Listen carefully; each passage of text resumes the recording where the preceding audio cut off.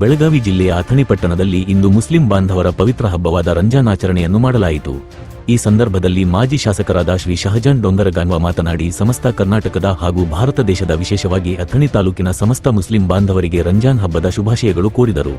ಇದೇ ಸಂದರ್ಭದಲ್ಲಿ ಅವರು ಮಾತನಾಡುತ್ತಾ, ರಂಜಾನ್ ಹಬ್ಬವು 1 ತಿಂಗಳ ಉಪವಾಸ, ರೋಜಾ, ನಮಾಜ್, ಜಕಾತ, ಸದಕಾ, ಪವಿತ್ರ ಗ್ರಂಥವಾದ ಕುರಾನನ್ನು ಪಠಿಸುವುದು, ಹೀಗೆ ಎಲ್ಲಾ ಕಾರ್ಯಗಳಲ್ಲಿ ಒಂದು ಕಾರ್ಯವನ್ನು ಮಾಡಿದ್ದರೆ ಅದಕ್ಕೆ ದೇವರು 70% ಹೆಚ್ಚಿಗೆ ಅದರ ಪುಣ್ಯವು ದೊರೆಯುತ್ತದೆ ಎಂಬ ಆಶಾಭಾವನೆಯೊಂದಿಗೆ ಈ ಎಲ್ಲ 1 ತಿಂಗಳ ಚಟುವಟಿಕೆಗಳನ್ನು ಮಾಡಿ ನಂತರ ಹಬ್ಬದ ದಿನ ಈದ್ಗಾ ಮೈದಾನಕ್ಕೆ ಹೋಗಿ ನಮಾಜ್ ವಿಶೇಷ ಪ್ರಾರ್ಥನೆಯನ್ನು ಸಲ್ಲಿಸುವುದರ ಮುಖಾಂತರ ಆ ದೇವರ ಕೃಪೆಗೆ ಪಾತ್ರರಾಗುತ್ತಾರೆ.